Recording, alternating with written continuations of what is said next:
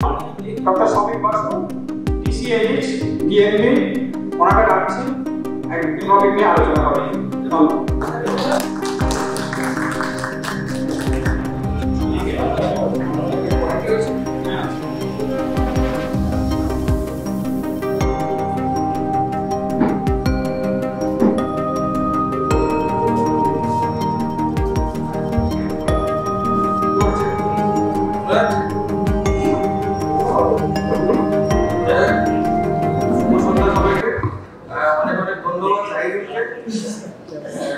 অনেকদিন পরে আমি চাক্ষুষ দেখছি, কিন্তু মাঝে মাঝে আমাদের কথা হয় ঠিকই, ওষুধপত্র নিয়ে কথা হয়।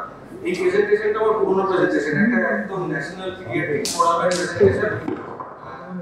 তো এটা এখনকার টপিক শুধু আজকে আমরা মেটিয়ে বুঝে বসে প্র্যাকটিস করছি না, এই টপিকটা আজকে আমরা মেটিয়ে বুঝে জোননেট তৈরি করাও না, কিন্তু এই টপিকটা 3 মাস আগে international infectious paediatric disease WHO এর আন্ডারে এবং পুরো ইন্টারন্যাশনাল আমেরিকান সোসাইটিতে এই একই টপিক নিয়ে কথা হচ্ছে, এবং সারা পৃথিবীতে সারা বড় বড় কনফারেন্সে এবং একটি টপিক নিয়ে কেন কথা হচ্ছে, এত মাথা পিটাপিটি কেন, এবং অ্যান্টিবায়োটিক নিয়ে হঠাৎ সবার এত চিন্তা কেন পড়লো, সেটা একটু চেষ্টা করছি যে আপনাদের একটু সহজভাবে সরলভাবে বোঝানোর চেষ্টা করছি। আমাদের এখন ন্যাশনাল মোটো না ইন্টারন্যাশনাল মোটো হচ্ছে অ্যান্টিবায়োটিক স্টিওয়ার্ডশিপ, মানে লিডারশিপ অ্যান্টিমাইক্রোবিয়াল ইউজ। তো এটা নতুন কিছু ফান্ডাটা অনেক দিন ধরেই চেষ্টা হচ্ছে, কিন্তু এটা আমরা ঠিক ডাক্তারদের বুঝিয়ে উঠতে পারছি না, এবং শুধু পিডিয়াট্রিশিয়ান না, সব রকমের ডাক্তারদের বোঝানো হচ্ছে যে অ্যান্টিবায়োটিকের উপর রেগুলেশনটা ঠিক করে করুন। অ্যান্টিবায়োটিক লিখবেন না তা না, একদমই না। অ্যান্টিবায়োটিক যেখানে প্রয়োজন, যতটুকু প্রয়োজন, যে কটা দিনের জন্য প্রয়োজন, ঠিক সে কটা দিনের জন্য ইউজ করুন, এবং চেষ্টা করুন নিজেকে অ্যান্টিবায়োটিক থেকে বাঁচাতে, আপনার পেশেন্টকে অ্যান্টিবায়োটিক থেকে বাঁচাতে। যারা বাঁচাতে না পারলে কিভাবে সেটা দেখাচ্ছি। এটা যদি একটু মন দিয়ে দেখেন, তাহলে এটা খুব মজার একটা, দুটোই টাইমস অফ ইন্ডিয়া স্টাডি।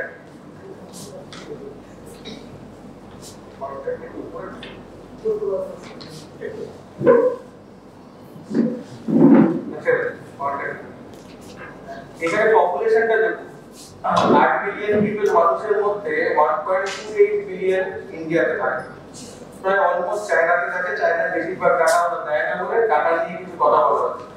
আর এদিকটা দেখুন, ইউনাইটেড স্টেটসে খালি 340 মিলিয়ন লোক থাকে। কিন্তু এই মজার জিনিসটা দেখুন, পরের স্লাইডটা দেখুন, এটা কিন্তু ফ্যাক্ট। এটা বিশ্বাস করেন কি করেন না, আপনাদের প্র্যাকটিসের সঙ্গে একটু মিলিয়ে দেখুন। এটা হচ্ছে একটা ডাক্তার, রেজিস্টার্ড মেডিকেল প্র্যাকটিশনার বা স্পেশালিস্ট কতটা টাইম দেন একটা পেশেন্টকে দেখতে। ইন্ডিয়াতে দেওয়া হয় 2 থেকে 2.3 minutes per patient at an average. আপনি কত দেন একটু মেজার করে দেখবেন, রেকর্ডটা ব্রেক করতে পারছেন কিনা। বাংলাদেশ অসাধারণ চিকিৎসা করে, 48 সেকেন্ডে একটি পেশেন্ট আছে। পাকিস্তান একটু এগিয়ে পিছিয়ে আছে বাংলাদেশের থেকে, 1.3 মিনিট দেয়। চায়না দিচ্ছে 2 মিনিট, সিঙ্গাপুর দিচ্ছে 9.3 মিনিট। কিন্তু মজার ব্যাপারটা দেখুন, ইউনাইটেড স্টেটস অফ আমেরিকা দিচ্ছে 21 মিনিট পার পেশেন্টকে দেখতে। এর মধ্যে কি বোঝা যাচ্ছে? আদৌ কি আমরা পেশেন্টকে বাংলাদেশের মতন 48 সেকেন্ডসে দেখতে পারি একটা পেশেন্টকে? নতুন এমসিআই গাইডলাইন্স বা এনএমসি গাইডলাইন্স কি বলছে? একটা পেশেন্টকে নিয়ম করে আপনাকে 10 মিনিট দিতে হবে। ইন্ডিয়াতে নিয়ম হয়ে গেছে, কিন্তু মানে কি মানে না সেটা আপনাদের উপরে, কিন্তু 10 মিনিট ধরে একটা পেশেন্টকে দেখা উচিত। কেন আপনি যদি দেখে যাবেন পিডিয়াট্রিশিয়ান হলে আমাদের আলাদা গোলমাল, অ্যাডাল্টে তো অত গোলমাল নেই, কিন্তু পিডিয়াট্রিশিয়ান হলে কি হচ্ছে, শুধু বাচ্চাকে দেখলে হবে না, সেই বাচ্চার 50% বাচ্চা সে কথা বলতে পারে না, তার মধ্যে আপনাকে ওষুধটা আন্দাজ করতে হচ্ছে, ওষুধ লিখতে হচ্ছে, তার মধ্যে হয়তো ভ্যাকসিন দিতে হয়েছে। কপাল খারাপ থাকলে দাদু দিদিমাও এসছে বাবা মার সাথে, তাহলে বাবা মার সাথে কথা বলতে হচ্ছে, দাদু দিদিমার সাথে কথা বলতে হচ্ছে, হয়তো টাইমটা আপনার বেশি লাগছে। কিন্তু অ্যাডাল্ট পেশেন্ট হলে আপনি কতটা টাইম দেন একটু দেখে সেজন্য দেখানো হচ্ছে কেন এত ইন্ডিয়ার পপুলেশন, সেখানে যদি আপনি 2 মিনিট করে একটা পেশেন্টকে টাইম দেন, কতটা জাস্টিস আপনি রিয়েলি করতে পারছেন। সেখানে আমেরিকার পপুলেশনটা কম, তাও 340 মিলিয়ন, কিন্তু দেখুন কতটা ফারাক, 21 মিনিট আর ওদিকে 2 মিনিটের মধ্যে ফারাক। এইটা হচ্ছে আমাদের চিকিৎসা, স্বাস্থ্য আমরা চিকিৎসা করছি, এটা কিন্তু ডাটা, হ্যাঁ, এটা কিন্তু মিথ্যে কিছু নেই। এইবার যে আসল বক্তব্য যেটা আমি আসতে চাইছি সেটা হচ্ছে এই চারটা একটু দেখুন। অ্যান্টিবায়োটিক ডিসকভারি প্রথম হচ্ছে 1930 সালে ডিসকভারি, ঠিক আছে? বিটা ল্যাকটাম পেনিসিলিন দিয়ে শুরু আমাদের যাত্রা। যাত্রা এগোচ্ছে, অ্যান্টিবায়োটিকের নাম্বার বাড়ছে, অ্যান্টিবায়োটিকের নাম্বার বাড়ছে, অ্যান্টিবায়োটিকের নাম্বার বাড়ছে। 2010 এ গিয়ে আটকে গেছে, এটা আমরা কেউ রিয়েলাইজ করিনি। 2010 এর শেষ অ্যান্টিবায়োটিক, নতুন অ্যান্টিবায়োটিকের আবিষ্কার হয়েছে 2010 এর পরে, আজকে 2023 এর শেষে দাঁড়িয়েছি আমরা। একটাও নতুন অ্যান্টিবায়োটিক তৈরি হয়নি। কারণ কি? কেউ বলুন কারণ কি? আমি বলার থেকে শুনতে ভালোবাসি। কি মনে হয় কারণটা? বেশ চলছি হলোটা কি? খবরের কাগজ পড়েন, দিল্লি বাগ বলে কিছু জানা আছে? দিল্লি বাগ হচ্ছে সারা পৃথিবীর একটা কলঙ্ক ইন্ডিয়া। এটা দিল্লি বাগ বলা হয় কেন? It is multi resistant to any antibiotics in the world. পৃথিবীর যে কোনো অ্যান্টিবায়োটিক ওর এগেইনস্টে কাজ করে। তার মধ্যে একটির নাম হচ্ছে দিল্লি বাগ। দিল্লি থেকে তাকে পাওয়া গেছিল, ব্যাস এবার ইন্ডিয়ান নাম বললাম। তারপরে হচ্ছে 2010 থেকে এখন অব্দি অ্যান্টিবায়োটিক তৈরি করতে পারেনি, কারণ ব্যাকটেরিয়াগুলো এত চালাক হয়ে গেছে, এতগুলো অ্যান্টিবায়োটিকের এগেইনস্টে ওরা লড়তে এত ভীষণ মিউটেট করছে যে নতুন অ্যান্টিবায়োটিক আপনি আবিষ্কার করতে পারছেন না। দুটো তিনটে পাইপলাইনে আছে আমেরিকাতে, হয়তো বেরোবে, কিন্তু ব্যাপারটা হচ্ছে এই রেজিস্ট্যান্সটা তৈরি হচ্ছে কি করে? একটা কারণেই তৈরি হচ্ছে যে আমরা ভুল পথে যাচ্ছি, ভুল জিনিসের জন্য অ্যান্টিবায়োটিক দিচ্ছি। পিডিয়াট্রিক্সে আমি বলেই দিচ্ছি 90% জ্বর হচ্ছে ভাইরাল। নিজেই মুখে ভাইরাল বলছেন, পেশেন্টকেও ভাইরাল বলছেন, কিন্তু আপনি দুটো অ্যান্টিবায়োটিক লিখছেন, একটা হলে তো ভালো, কেউ দুটোও মারছে, কিন্তু মুখে বলছে ভাইরাল। পেশেন্ট তো আনন্দ শুনছে আমার ভাইরাল, বাচ্চার ভাইরাল হয়েছে, কিন্তু অ্যাজিথ্রোমাইসিনটা আমি খাচ্ছি, ডাক্তারবাবু দিয়েছেন, আমিও খাওয়াই মাঝে মাঝে। মজার ব্যাপারটা দেখুন, ভাইরালে কিন্তু অ্যান্টিবায়োটিক্স কাজ করার কথা না, কিন্তু অ্যান্টিবায়োটিক দিচ্ছে না, সেও খাচ্ছে, রেজিস্ট্যান্স তো হবে। এবার আসল গল্পটাতে আসুন, এই অ্যান্টিবায়োটিক রেজিস্ট্যান্স কাকে বলে? লেটেস্ট আইসিএমআর কি বলেছে? দেখুন, পাঁচখানা কমন মাইক্রোব যেগুলো অ্যান্টিবায়োটিক রেজিস্ট্যান্ট হয়ে গেছে, এর গ্রুপ 1, গ্রুপ 2, গ্রুপ 3, এগুলো ভয়ঙ্কর অবস্থায় দাঁড়িয়েছে। বেসিক্যালি এই কয়েকটা অসুখ হলে বা এই মাইক্রোঅর্গানিজম যদি পাওয়া যায়, তাহলে বেসিক্যালি আপনি যত পয়সাই খরচা করুন, যেখানেই ভর্তি করুন, কোনো অ্যান্টিবায়োটিকের এগেইনস্টে কাজ করবে না। কিন্তু এগুলো bacterial disease, this are not viral diseases. একটা ভাইরাস নিয়ে কথা হচ্ছে না, তো ব্যাকটেরিয়াগুলো এত বেশি মিউটেট করে গেছে এবং এত পাওয়ারফুল হয়ে গেছে যে কোনো ওষুধ, কোনো পৃথিবীর কোনো অ্যান্টিব্যাকটেরিয়াল কাজ করছে না। তাহলে আপনি পয়সা দিয়েও বাঁচতে পারছেন না। আমাদের দেশে তো পয়সার লোকে না দিয়েই মরে যাচ্ছে। এবার আপনি পয়সা দিয়েও বাঁচতে পারছেন না, যাবেন কোথায়? এবার আমি আমার সাবজেক্টের দিকে আসছি, যেহেতু আমি পিডিয়াট্রিক্স নিয়ে ডিল করি, আমি অ্যাডাল্ট পেশেন্ট কোনোদিন দেখিনি। পিডিয়াট্রিক্সের প্রবলেমটা কি? তাহলে এই কিন্তু ডাটাবেস, হ্যাঁ, তাহলে অ্যান্টিবায়োটিক্সের 60% প্রেসক্রিপশন যেটা হচ্ছে, এটা ইউএসএ তেই ওপিডি তে অ্যান্টিবায়োটিক বাচ্চাদের দেওয়া হচ্ছে। ইন্ডিয়ার কথা তো দূরের কথা, 80 to 90% ডেভেলপ কান্ট্রিজ এর প্রত্যেকটা প্রেসক্রিপশনে মোটামুটি বাচ্চাদের অ্যান্টিবায়োটিক দেওয়া হয়। ইন্ডিয়াতে আরো বেশি কম্পেয়ার টু অ্যাডাল্টস। ইউএসএ তে বাচ্চাদের অ্যান্টিবায়োটিক বেশি দেওয়া হয় অ্যাডাল্টদের থেকে। এগুলো সব 50% অ্যান্টিবায়োটিক ওপিডি তে ইউএসএ তে যেটা দিচ্ছে সেটা ইনঅ্যাপ্রোপ্রিয়েট এন্ড আননেসেসারি। আমাদের দেশ তো অনেক দূরের কথা। সেজন্য এটা শুধু ইন্ডিয়ার প্রবলেম না, আপনাদের শেখানোর জন্য আমি মেট্রিক বছর মোটেও আসেনি সময় নষ্ট করে। কিন্তু লাভ হচ্ছে, আপনাকে যদি শেখাতে পারি, আপনি নিজে বাঁচবেন, আপনার পেশেন্ট বেশি দিন বাঁচবে এবং কমিউনিটি এট লার্জ বাঁচছে। প্লাস কিছু ওষুধ আপনারা বাঁচাতে পারছেন, যেগুলো হয়তো পরে আপনাদের গিয়ে কাজে লাগবে। দুটো তিনটে ওষুধ আমি একটু হাসি ঠাট্টা বেশি করি বলে, আমি একটু ফাজিল বলে বেশি কথা বলি। কয়েকটা ওষুধ প্রচুর চেষ্টা করেছেন আপনারাও, আমরাও চেষ্টা করেছি, কিন্তু মারতে পারেননি। বাঁচে গেছে একটা সেফিক্সিন, এখন টিম করে বাতি জ্বলছে, সেটা নিয়ে পরে কথা বলবো। অ্যামক্সিক্লাব কেন জানি না 1500 ব্র্যান্ডের উপরও বেশি ইউজ হচ্ছে, কিন্তু তাও মোটামুটি কেউ কিছু করতে পারেননি। আরেকটি ব্র্যান্ড কোনো মতে বেঁচে যাচ্ছে, অ্যাজিথ্রোমাইসিন। নষ্ট করে বেড়েছে পুরো সিফ্লোফ্লক্সাসিন, ওফ্লক্সাসিন গ্রুপকে, মনে রাখুন একটাও টাইফয়েডে কাজ করে না। এত বড় একটা পটেনশিয়াল গ্রুপ ছিল, কতগুলো ওষুধ ছিল, সব শেষ করে দিয়েছে। অর্ধেক টিউবারকুলোসিস, ড্রাগ রেজিস্টার্ড টিউবারকুলোসিস হয়ে যাচ্ছে, কেননা আপনি ধুমাধুম অ্যাজিথ্রোমাইসিন মারছেন আর ক্ল্যারিথ্রোমাইসিন মারছেন, যার কোনো কাজ নেই। কিন্তু এই দুটো ওষুধ হচ্ছে second line anti tubercular drugs. ও টিবিটাকে চেপে দিয়ে ওটাকে ড্রাগ রেজিস্ট্যান্ট টিবিতে চেঞ্জ করে দিচ্ছে। আর আপনারা মহানন্দে অ্যাজিথ্রোমাইসিন আর ক্ল্যারিথ্রোমাইসিন মেরে যাচ্ছে, কি ফ্যারিঞ্জাইটিস হচ্ছে। তাহলে আমরা কোথায় ভুল যাচ্ছি? তাহলে ভুল প্রথমেই যাচ্ছি হচ্ছে আমরা প্রপার ডায়াগনোসিস করছি। তার প্রথম স্লাইডের কারণ দেখা গেল আমাদের কাছে হাতে সময় নেই। আমার বন্ধু আমাকে ফোন করে বললো, আরে দারুণ, এখন কি করবো, তোর সঙ্গে কথা বলারও সময় নেই, মোটামুটি 150 থেকে 200টা পেশেন্ট পার ডে। এখন সেটা ভালো কি খারাপ সেটা ওর জন্য ভালো, আমার জন্য খারাপ। আমার 30টা দেখলে মাথা ব্যথা করে, ও 150টা দেখলেও মাথা ব্যথা হয় না। 200টা কেন হচ্ছে না সেটা নিয়েও চিন্তা হচ্ছে। যেদিন 200-250টা দেখে সেদিন ও রাতে ঘুম ভালো হয়। কিন্তু আপনি হিসেব করে দেখুন যে 200-250টা পেশেন্ট আপনি দিনে দেখেন, 10 ঘন্টা প্র্যাকটিস করছেন, খুব জোর ধরে দিলাম 12 ঘন্টা প্র্যাকটিস করছেন, কতটা সময় দিচ্ছেন? সেই সময় দেওয়ার মধ্যে চোখ দেখছেন, কান দেখছেন, নাক দেখছেন, গলা দেখছেন, পেট দেখছেন, স্টেথো বসাচ্ছেন, সম্ভব নয়, ইম্পসিবল। তার মানে আপনি সিম্পটম শুনছেন আর ওষুধ দিচ্ছেন। এবং এটা যদি আমি মিথ্যে কথা বলি, আমি নাম বলছি না, শহরের ডিস্ট্রিক্টের নাম বলছি না, আমি জানি এরকম একটা হল ঘরের মতন ঘর আছে, এদিক থেকে পেশেন্ট ঢোকে, 3খানা অ্যাসিস্ট্যান্ট আছে, একজন ওজন মাপে, একজন লেন্থ মাপে, একজন সিম্পটম জিজ্ঞেস করে, আর একজন ডাক্তারকে এবিসিডির মতো সিম্পটম গুলো পড়ে, ডাক্তারবাবু খালি এবিসিডির মতো প্রত্যেকটা সিম্পটমের একটা ওষুধ লেখে এবং পেশেন্ট না টাচ করে ওই ঘর থেকে বেরিয়ে চলে যায়। কি করবে? তার উপায় নেই, সে কলকাতা আসতে পারবে না, কলকাতা আসতে তার 12 ঘন্টা লাগে। এই যে অনেক ইনভেস্টিগেশন করা, এগুলো হচ্ছে কিছুটা হসপিটাল সেন্ট্রিক। এটা আবার খুব একটা মেটিয়েবল সেন্ট্রিক হবে না, কারণ মেটিয়েবল যে ডাক্তাররা বলবে যে আমরা ইনভেস্টিগেশন করে দিই, এখন তাকে জিজ্ঞেস করলে কেন লেখেন না, না আমরা ইনভেস্টিগেশন লেখালে আমরা পেশেন্ট পাই, সেই জন্য আমরা আগেই চিকিৎসা করে দিই, ইনভেস্টিগেশন পরে হবে, প্রথম না সারলে চিকিৎসা। এটা খুব কমন, এটা মেটিয়েবল না।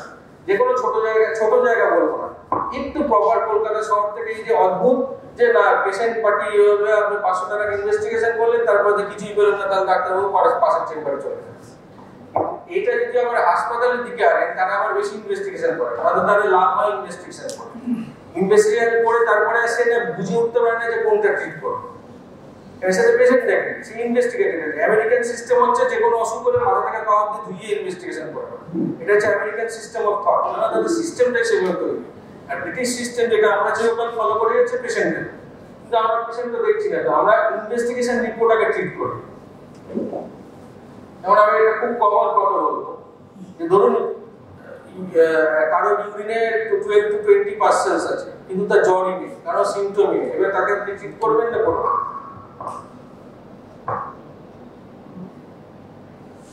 আপনার অবস্থা কি করে হবে? ডাক্তার তো আপনাকেও করতে হবে, আমাকেও করতে হবে।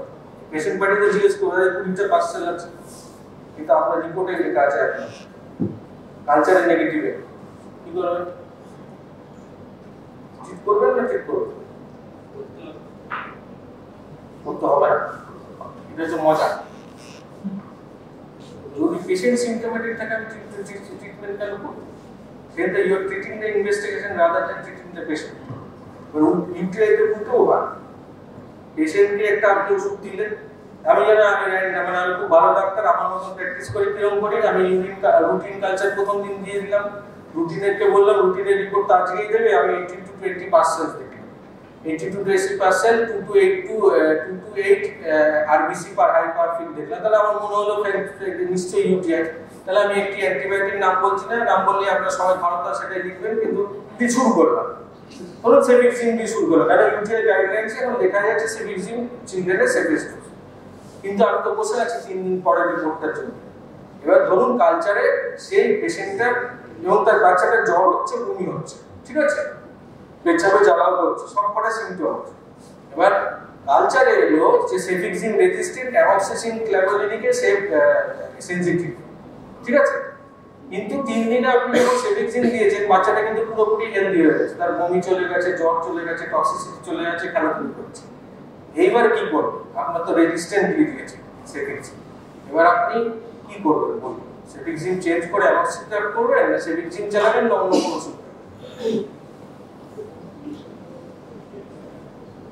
সেটা বলতে হবে, শুধু ক্যামেরায় ছবি তুললে তো হবে না, উত্তর নেই।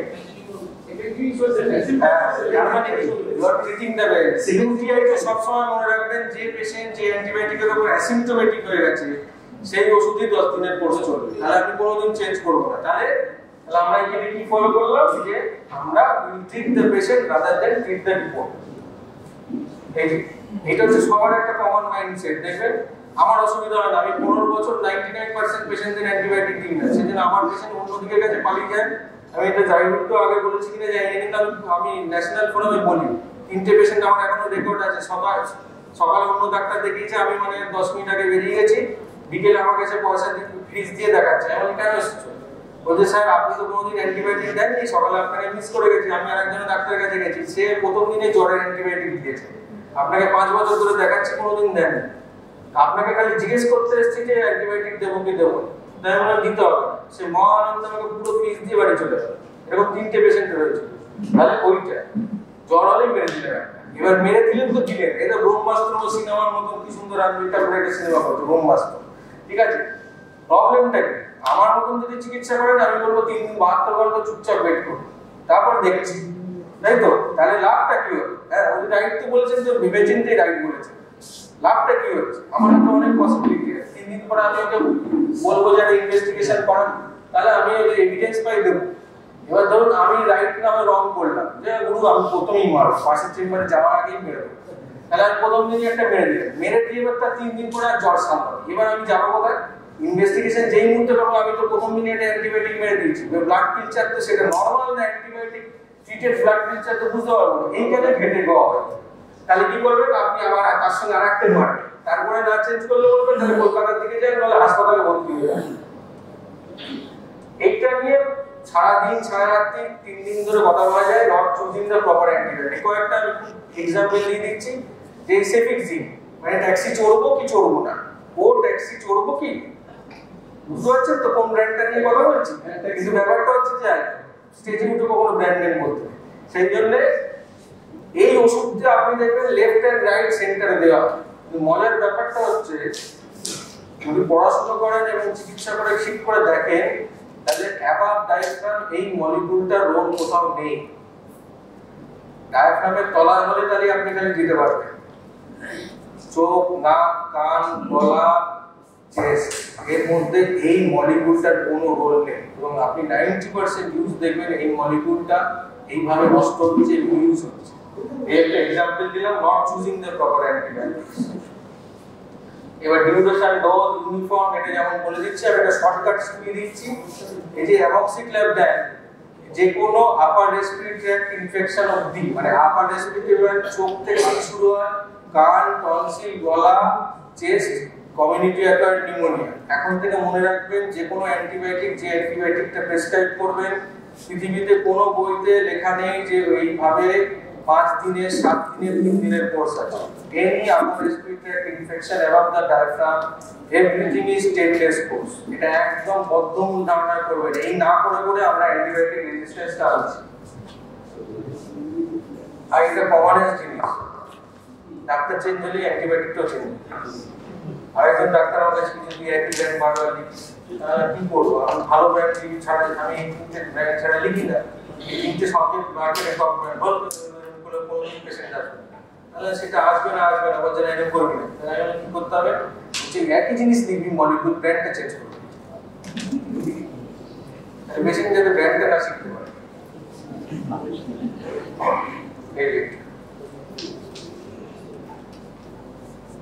এবার বলুন তো, ডায়রিয়া হলে কি কি অ্যান্টিবায়োটিক দেয়? কি বলছো তো? ডায়রিয়া হলে কি অ্যান্টিবায়োটিক দেয়?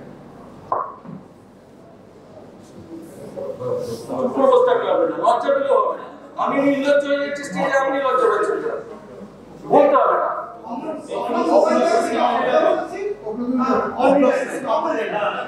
একটা পেয়েছি, আর মেট্রোনিল চলো। কে বললো অ্যান্টিবায়োটিক লাগবে না?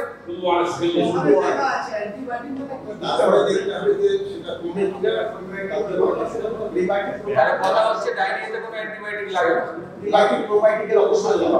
আচ্ছা কি রোল আছে তাহলে বলতে হবে। আমি আমার বেশি পড়াশোনা করে কি পদ আছে?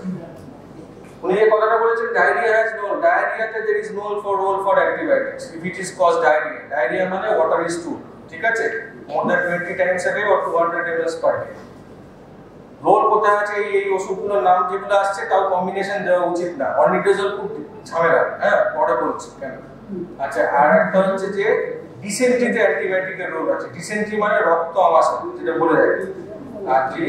আর এইটা আপনাদের জন্য খুব সোজা করে দিচ্ছি। কালকে থেকে যদি আমার কথা শুনে দুই একটা জিনিস প্র্যাকটিস করেন, আপনাদের প্র্যাকটিস খুব সোজা হবে, খুব বেশি কস্টলি হবে না। যে কোনো লিকুইড স্টুলে আসলে একটা খুব সিম্পল টেস্ট স্টুল আর আরইওবিটি করা হয়, এটা খুব বেশি কস্টলি না, সব জায়গায় হয়। যেই মুহূর্তে স্টুল আরইওবিটি পেয়ে গেলে, যদি কারো স্টুলের ওবিটি নেগেটিভ থাকে এবং স্টুলের রিপোর্টটা নরমাল থাকে, তাহলে আপনি বুঝে গেলেন যে এটা ডায়রিয়ার গ্রুপে চলে গেল, এর কোনো অ্যান্টিবায়োটিকের দরকার নেই। 99% হচ্ছে ডায়রিয়া গুলো হচ্ছে ভাইরাস, রোটাভাইরাস যার মধ্যে মেইন। তাও আমরা রোটাভাইরাসকে অনেকটা কমিয়ে আনতে পেরেছি ইন্ডিয়াতে রোটাভাইরাস ভ্যাকসিনেশন। আর এর মধ্যে যদি আপনি রক্ত পেয়ে যান আর ওবিটি পজিটিভ পান, তাহলে ডিসেন্ট্রি, তাহলে আপনার একটা অ্যান্টিবায়োটিকের রোল হলো। আর অ্যান্টিবায়োটিকের রোল হচ্ছে ওফ্লক্সাসিন, অর্নিডাজল বারবার বলছেন না যে ওফ্লক্সাসিন যেখানেই ঢোকাবেন আপনি ঝামেলা করবেন। অর্নিডাজলের কোনো রোল নেই ডিসেন্ট্রিতে, মানে সিগারে তো অর্নিডাজল কাজ করে না। অর্নিডাজল বা মেট্রোনিডাজল গ্রুপ যেটা ওনারা বলছেন, এটা হচ্ছে আপনার যদি এন্টামোবিয়া হিস্টোলিটিকা থাকে, জিআরডিয়া থাকে, এইদিকে রোল আছে, প্যারাসাইটে বেশি রোল আছে। তাহলে আইডিয়ালি এই একই জিনিস মানে সেফিক্সিন দিতে পারে যদি আপনার সিগারের ডিসেন্ট্রি হয়। মানে কেসে যদি ফেসে যায় আপনি মরে যাবেন। কারণ ওফ্লক্সাসিন যদি পড়ে থাকেন, এত ওষুধ কি লিখেছেন, সিসি বোতলগুলো পড়ে রাখবেন। ওফ্লক্সাসিন গ্রুপ অফ ড্রাগস আর banned under 18 years of age in India, প্রত্যেক সিসি বোতলে লেখা আছে। ঠিক আছে, যারা পিডিয়াট্রিক্স করেছে তারাও জানে, কিন্তু লিখতে পারেন না। আপনি যখনই লিখতে পারেন তখন আপনাকে যদি কেউ কোটে তুলে নিয়ে যায় যে ওই আমার বাচ্চাকে ওফ্লক্সাসিন দিয়েছে এবং ও গ্রোথ পোটেনশিয়াল ছিল 2 সেন্টিমিটার কম গ্রো করেছে, আপনি আটকাতে পারবেন না, কারণ it is band in India. 18 years এর তলায় ওফ্লক্সাসিন সিরাপ লেখা যায় না বাচ্চাকে। ঠিক আছে, তাহলে একটা জিনিস শেখা গেল যে এবার থেকে ডায়রিয়া হলে ভাই একটা স্টুল টেস্ট করুন। ডায়রিয়ার কি তিনটে ওষুধ, একটা হচ্ছে নিউট্রিশন, একটা হচ্ছে হাইড্রেশন। নিউট্রিশন যা খাচ্ছেন খাবেন, খালি দুধ আর ফলের রসটা খাবেন না। ওআরএস টা কি করে বানাতে হয় শেখাবেন, ওআরএস টা কি করে দিতে হয় শেখাবেন। প্রিবায়োটিক্স প্রোবায়োটিক্স অত্যন্ত কনফিডেন্টলি বললেন। Prebiotics probiotics it has been proved the duration of diarrhoea prebiotics probiotics দিলে 24 ঘন্টা কম হয়, প্রিবায়োটিক্স প্রোবায়োটিক্স না দিলে 24 ঘন্টা বেশি হয়। আর ডায়রিয়া 4 দিনে সারতেন, আপনি প্রিবায়োটিক্স প্রোবায়োটিক্স দিলেন, ও ডায়রিয়া আপনার 3 দিনে সারবে। এই আনন্দই আপনি পেলেন। কিন্তু প্রিবায়োটিক্স প্রোবায়োটিক্স এর একটা কত করে দাম আমি লিখি, অ্যাবসলিউটলি লিখি, কিন্তু দামটা হিসাব করবেন। এক একটা স্যাশের দাম 34 থেকে 46 টাকা অবধি দাম। ঠিক আছে, ডায়রিয়া কিছু কি অ্যান্টিবায়োটিক দেওয়া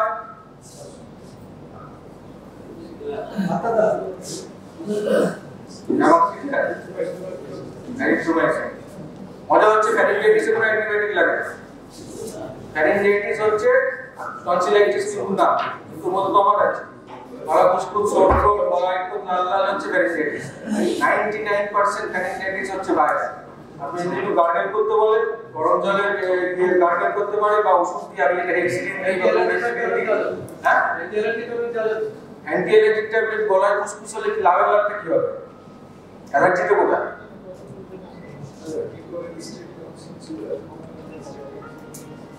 অ্যাকিউট ওটাইটিস নিয়ে আপনারা কতজন দেখেন জানি না, কিন্তু ব্যাপারটা হচ্ছে কানে ইনফেকশন হলে কতজন অ্যান্টিবায়োটিক।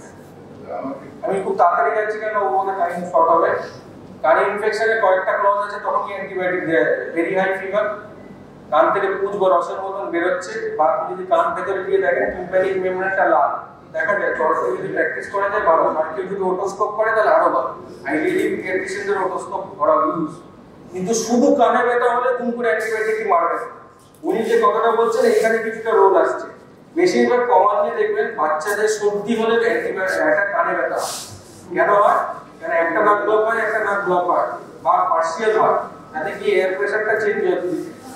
একটা কান ব্লক হচ্ছে, একটা কান ব্লক হচ্ছে, সেই জন্য এয়ার প্রেসারের চেঞ্জ হচ্ছে কানে ব্যথা। ওইখানে ওনার রোগটা হচ্ছে ঠিক যে আমি কি বলবো বাবা, কানে ব্যথা হচ্ছে, আমি কানটা দুটো দেখে নিলাম যে ক্লিয়ার আছে, এবার আমি কি করব যে আমি বলবো তুমি এটা অ্যান্টি অ্যালার্জিক খাও, তুমি ব্যথার ওষুধ মানে প্যারাসিটামল দিনে 3 বার করে 3 দিন খাও, কমে গেলে ব্যথা ছুটে গেল। যদি তুমি আমার কাছে কখন ফেরত আসবে, যদি তোমার এর সঙ্গে জ্বর আসে, কানে ব্যথা কমে যাওয়ার জায়গায় উল্টে বাড়তে থাকে, বা কান থেকে পুঁজ বা রসের মতো কিছু আসে। আর ভুলেও কখনো কানে ব্যথার পেশেন্টকে কানের ড্রপ দেবেন, এটা একটা ভীষণ বাজে ধারণা। কানের ড্রপ দিলে আপনি ঘেটে গওয়া হয়ে যাবেন, কেন ওই কানের ড্রপটা পুশ করে বেরোবে এবং তারপর আপনি বুঝতে পারবেন না ডিসচার্জিং ইয়ার কি ইয়ার না। বাই চান্স যদি তার পারফোরেটেড ঠিক মানে কানের পর্দা পেটে কিন্তু বেরিয়ে যায়, ওর মধ্যে যদি আপনি কানের ড্রপ দেন এবং যদি ভ্যাক্সের ড্রপ না দেন, বেশিরভাগ দেখবেন ক্লোরোফেনিকল আছে, তার সঙ্গে একটা লিগনোকেন আছে, তার সঙ্গে একটা অ্যান্টিফাঙ্গাল আছে, ওই দুটো যদি মিডল ইয়ারে যায় তাহলে কি হবে? ডিসইউরিয়া। পেচ্ছাপে জ্বালা যন্ত্রণা হলে কি অ্যান্টিবায়োটিক দেন? হ্যাঁ বলুন না, দেন তো দেন, দেবেন না। তাহলে কি হবে? কারণ বাচ্চাদের একটা প্রবলেম, বাচ্চাদের দিক থেকে বলছি, এটা তো দেখবেন প্রচন্ড সারাদিন এক্সারসাইজ করছেন, কম জল খেয়েছেন, সেদিনও ডিসইউরিয়া হবে। কনসেন্ট্রেটেড ইউরিন হলে একটা পেচ্ছাপ, ডিসইউরিয়া মানে পেচ্ছাপ করার সময় একটু জ্বালা হচ্ছে, ব্যথা হচ্ছে, ঠিক আছে? সেই জন্য বেস্ট উপায় হচ্ছে খুব কম একটা ইউরিনারি সিএস করুন, তাকে একটু বেশি করে জল খেতে বলুন, ইউরিন রিপোর্ট তো 24 ঘন্টার মধ্যে এসে যাবে, কিছু এসে যাবে না আপনার, তারপরে আপনি চিকিৎসাটা করুন। এইটা জানি না মানে আপনাদের মধ্যে বলা যায় কিনা, পিডিয়াট্রিশিয়ান অ্যাডাল্টের মধ্যে আমরা প্রচুর আল্ট্রাসাউন্ড করি পেট ব্যথা হলে। আল্ট্রাসাউন্ডের কমনেস্ট পেট ব্যথার ডায়াগনোসিস আসে mesenteric lymphadenopathy 13 centimetre 13 millimetre by 10 millimetre, এতগুলো লিম্ফ নোড আছে বা একটা লিম্ফ নোড আছে। মজাটা হচ্ছে এটা খুব কমন ইন চিলড্রেন, এটার জন্য কোনো চিকিৎসা লাগে না, এটা খালি অ্যাসিউরেন্স হলেই হবে, এটার জন্য কোনো অ্যান্টিবায়োটিক লাগে না। এটা বেসিক্যালি আপনাদের ক্রাউডের জন্য না, এটা পিডিয়াট্রিক ক্রাউডের জন্য ইয়ে করা। আর একটা হচ্ছে ভার্নাল কনজুগেটিভাইটিস, কতজন দেখেছেন জানি না, খুব চোখ চুলকাতে আসে, চোখটা একদম লাল হয়ে যায়, ঠিক আছে?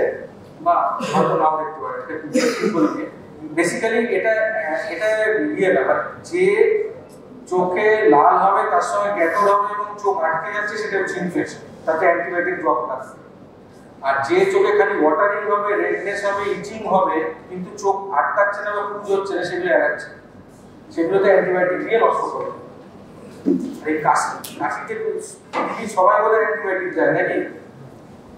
কাশি নিয়ে আমার একটা প্রেজেন্টেশন আছে, কখনো জায়গায় পরের বছর করলে আমি শুধু কাশির উপর বলবো যে কাশি আর সর্দি গাছে কি ওষুধ দেওয়া যায়, সেটা পুরো প্রেজেন্টেশনে পরে খুব হতাশ হয়ে যাবে, কিন্তু অনেক কিছু শেখা যায়। কাশিতে অ্যান্টিবায়োটিক দেবেন না যদি না আপনি সত্যি কাশির কিছু মানে ইনফেকশন পান। কাশিতে অ্যান্টিবায়োটিকের কোনো রোল নেই। কমনেস্ট প্রেসক্রিপশন হচ্ছে আপনি একটা কফ সাপ্রেসেন্ট দেবেন, আপনি একটা ব্রঙ্কোডাইলেটর দেবেন, আপনি একটা স্টেরয়েড দেবেন, একটা অ্যান্টিবায়োটিক দেবেন, আর এখানে একটা নতুন ওয়ান্ডার ড্রাগ শুরু হয়েছে মন্টিলুপেস আর লিভোসেট্রিজিন। হ্যাঁ, লোকে খিদে পেলেও একটু খেয়ে নেবে, মাথায় চুল কম হচ্ছে বলে একটু মাথায় লাগিয়ে নিলেও প্রায় গজিয়ে যাবে। এই প্রত্যেকটা কম্বিনেশন ভুল, ঠিক আছে? পরে কি রাইট সেটা পরে শেখা যাবে, চেষ্টা করবেন কাশিতে অ্যান্টিবায়োটিক না। তাহলে কি আমি এত জ্ঞান দিচ্ছি যে অ্যান্টিবায়োটিক লিখবই না, তা বলছি না। তাহলে আমরা যেখানে দরকার সেখানেই শুধু অ্যান্টিবায়োটিক দেবো, কিন্তু যেখানে দরকার নেই সেখানে আমরা অ্যান্টিবায়োটিক দেওয়া বন্ধ করবো। এটাই হচ্ছে মেন কারণ। তাহলে এই কয়েকটা জিনিস যদি শেখা যায়, যদি এটা পিডিয়াট্রিশিয়ান জন্য, কিন্তু তাহলে যদি ধরুন 6-7 দিনের বেশি জ্বর, আপনি কোনো কারণ খুঁজে পাচ্ছেন না, তাহলে ব্লাড কালচার কাটানো বেস্ট। টাইফয়েডের এখন কিন্তু টাইফয়েড টেস্ট, ভিডাল টেস্ট, এগুলো অবসলিউট। হ্যাঁ, কিন্তু এখনো টাইফয়েডের একমাত্র গোল্ড স্ট্যান্ডার্ড হচ্ছে ব্লাড কালচার পাঠানো। ব্যাক থেকে যদি পাঠাতে পারেন ভালো, ব্যাক থেকে প্রপার অ্যামাউন্ট অফ ব্লাড হচ্ছে।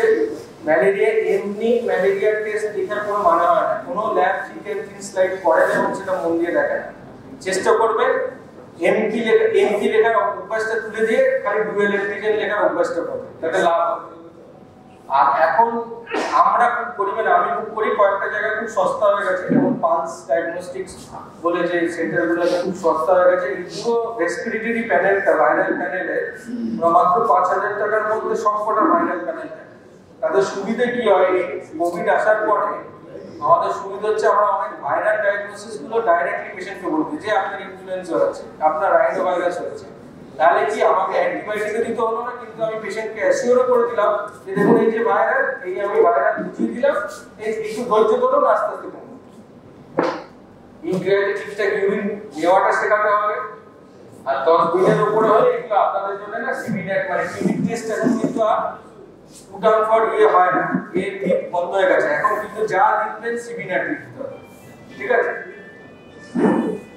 তাহলে আমাদের উদ্দেশ্য হচ্ছে ইনফেকশন বললে হবে না, কোথায় ইনফেকশনটা বার করতে হবে এবং সেই ইনফেকশনে টার্গেটেড অ্যাপ্রোচ নিয়ে করতে হবে। চেষ্টা করবেন কাশি বা যেটা কাশি সরছে না বা অ্যাবনর্মাল কাশি লাগছে একটা এক্সরে করে দেখার চেষ্টা করবেন। এগুলো না বলাই ভালো, পারলে এগুলো অ্যাভয়েড করবেন। এগুলোর আজকালকার কোনো রোল নেই। স্টুল কালচার, বাপের জন্য স্টুল কালচার করবেন না। প্রচুর লোকের অভ্যাস আছে স্টুল কালচার লেখা, আরে স্টুল তো ব্যাকটেরিয়াতে ভর্তি, সে তো কালচারে পুরো পজিটিভ আসবে। স্টুল কালচারে কোনো রোলই নেই। এএসওর আজকাল কোনো রোল নেই, ইএসআর এর কোনো রোল নেই। সিআরপি খুব একটা লাভ করে না, কারণ সিআরপি ভাইরালও বাড়ে, ব্যাকটেরিয়ালও বাড়ে। কোভিড যদি কেউ দেখে থাকেন, কোভিডে দেখবেন হু করে সিআরপি বেড়েছে। এলাইজা ফর টিবি উঠে গেছে, টাইফয়েড বিরাজের মধ্যে। তাহলে এখানে আমি শেষ করছি, এই ভয়েস টাইপগুলো খুব একটা আপনাদের জন্য না। তাহলে এক হচ্ছে আমাদের কমিটেড হতে হবে। এই যে আমি যেগুলো একটু শেখানোর চেষ্টা করলাম, সেগুলো আপনাদের একটু প্রচেষ্টাটা নিতে হবে। আপনি যদি বদলাতে না চান, তাহলে আপনাকে কেউ বদলাতে পারবে না। আপনাকে প্রথমে নিজে কমিটেড হতে হবে, নিজে বিশ্বাস করতে হবে যে আমি অ্যান্টিবায়োটিক ছাড়া প্র্যাকটিস করতে পারি। আমি 15 বছর ধরে করেছি, আমাকে দেখে অনেকজন চেষ্টা করেছে, কোনো আপত্তি নেই। আমি 15 বছর ধরে খেয়ে পড়ে ভালো বাঁচতে পারি, জায়গাগুলোর কনফারেন্সে এসে আপনাদের সামনে দাঁড়িয়ে লেকচার দিতে পারি, তার মানে আমি পড়ে খেয়ে বেঁচে আছি। এমন কিছু অসুবিধা নেই। আমার বাপদাদার কোনো প্রপার্টি ছিল না, আমরা বাংলাদেশ থেকে এসেছিলাম বিশ্ব, ঠিক আছে। আর একটা হচ্ছে action of policy and practice. এই যদি জাইহুড বা আপনাদের লোকাল কোনো কমিটি থাকে, আইএমএ থাকে বা আপনাদের লোকাল অর্গানাইজেশন থাকে, আপনারা যদি কয়েকটা মডিউল ঠিক করেন যে ভাই আমরা আগে থেকে ঠিক করলাম মেটিয়ে বুঝে ইউরিনারি ইনফেকশন হলে আমরা এই পথে নিয়ে যাব, সব ডাক্তারবাবুরা একরকম প্র্যাকটিস করবো। প্রবলেমটা কি হচ্ছে, এক হচ্ছে ডাক্তারবাবুরা ডিভাইডেড, কারণ আমরা রেগুলার পড়াশোনা করি না। আমার সিনিয়র হয়ে গেল তারও ভালো, আমি আমার বই মানে আমার মনে হচ্ছে সেজন্য আমি দিয়েছি, আমি 50 বছর ধরে প্র্যাকটিস করি, তুই আমায় শেখাবি কি, ঠিক আছে। আর নতুন হলে না, আমি তো নতুন বই পড়ে এসেছি, আমাকে আপনার বুদ্ধি দেওয়ার কি আছে, তা না। এখন সারা পৃথিবীতে এই টার্মটা এসে গেছে হচ্ছে এভিডেন্স বেসড মেডিসিন। আপনি কোনো চিকিৎসা করতে পারবেন না যতক্ষণ এভিডেন্স দেখাতে পারছেন। যেই জন্য ডাক্তারদের এগেইনস্ট এত কেস হচ্ছে এবং কেসে ডাক্তাররা এত হারছে, কারণ তারা নিয়ম না মেনে নিজেদের মতো চিকিৎসা করছে, যেখানে নিয়মগুলো কিন্তু আছে। সেজন্য আমি বলছি আপনাদের সোসাইটি, আপনাদের গ্রুপ মিটিং হচ্ছে, এই যে কনফারেন্স হচ্ছে, এর দিকে একটা নিঃশ্বাস করে যে ভাই জ্বর হলে আমরা সব মিটিয়ে বুঝে ডাক্তাররা সব রকম পেশেন্টদের বলবো যে 3 দিন অপেক্ষা করুন। তার আগে পেশেন্ট দেখতে হবে, এমনি না যে কোনো জ্বর তার গলগলে লাল লাল টকটকে টনসিল, তাকেও বলবো 3 দিন ওয়েট করতে হবে না।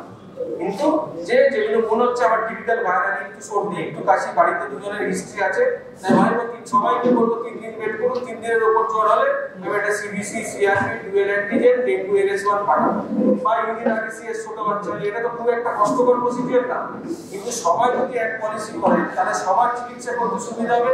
পেশেন্ট কারোর কাছ থেকে এর কাছ থেকে তোর কাছে ডিগবাজি খেয়ে পালাবে, আর ডিগবাজি খেয়ে যেমনই পালাচ্ছে আর এক ডাক্তারবাবু বলছে ও এই চিকিৎসা করছে না, এই তো অ্যান্টিবায়োটিকই দেয়, তাহলে আর কি চিকিৎসা করবে? সে ঘেটে গয়া অ্যান্টিবায়োটিক তাকে দিন, এবার তার 2 দিন পরে তার অ্যান্টিবায়োটিকের সামনে তাহলে পেশেন্ট বাড়ি তাকে ছেড়ে দেবে। ব্যাপারটা হচ্ছে তাই, কিন্তু সবাই যদি এগুলো করে তাহলে খুব কাজে দেয়। প্র্যাকটিস গাইডলাইন সব জায়গায় পাওয়া যায়, এখন নেটে সব রকমের প্র্যাকটিস গাইডলাইন্স আছে, ইউটিআই চিলড্রেন আছে, সব গাইডলাইন্স ফ্রিতে অ্যাভেলেবল। আপনাদের নিজেদের মতন যদি একটু গাইডলাইন্স করে ফেলতে পারেন এবং রেশনাল অ্যান্টিবায়োটিক প্র্যাকটিস যদি নিজেরা একটু চেষ্টা করতে পারেন, দেখবেন অনেক উপকার হবে। ট্র্যাকিং এর রিপোর্টিং এটা কেন, এটা যদি আপনারা আজকাল অনেকেই করছে আমাদের মধ্যে, যে ল্যাপটপে আমরা প্রেসক্রিপশন করছি, তাকে কি হয় সেই ডাটাগুলো রাখা আছে, যে আমার কোন পেশেন্ট কি সিম্পটম নিয়ে এসেছিল, তাকে কি অ্যান্টিবায়োটিক দিয়েছি, তাকে দিইনি, কতগুলো সারলো কতগুলো সারলো। আর এডুকেশন এন্ড এক্সপার্টস এটা হচ্ছে যে পারলে একটু নতুন গাইডলাইন গুলো পড়ুন, নতুন বই পড়ুন, নতুন রেকমেন্ডেশন করুন, আর সেইগুলো প্র্যাকটিস করার চেষ্টা করুন। তাহলে কিন্তু প্র্যাকটিসটা অনেক ভালোভাবে করা যাবে, অনেক সায়েন্টিফিক ওয়েতে করা যাবে এবং আপনি নিজেও স্যাটিসফাইড হবেন। রোজ অ্যান্টিবায়োটিক থেকে যদি 10টা পেশেন্ট সারান, আর কালকে যদি চ্যালেঞ্জ নিয়ে বলেন এক সপ্তাহ আমি 10টা পেশেন্টকে একটাকেও অ্যান্টিবায়োটিক দেবো না, এবং তার মধ্যে যদি 7টা সেরে যায়, দেখবেন আপনার লাস্ট 3 মাসের থেকে আপনার স্যাটিসফ্যাকশন ওই 7টাকে সারাতে বেশি হয়েছে। তা আমি এখানে বক্তব্য শেষ রাখছি, আর বলবো না। আশা করছি যে আমি যদি চেষ্টা করে থাকি, আপনারা একটু চেষ্টা করলে একটু হবে, না হওয়ার কিছু কারণ। Thank you.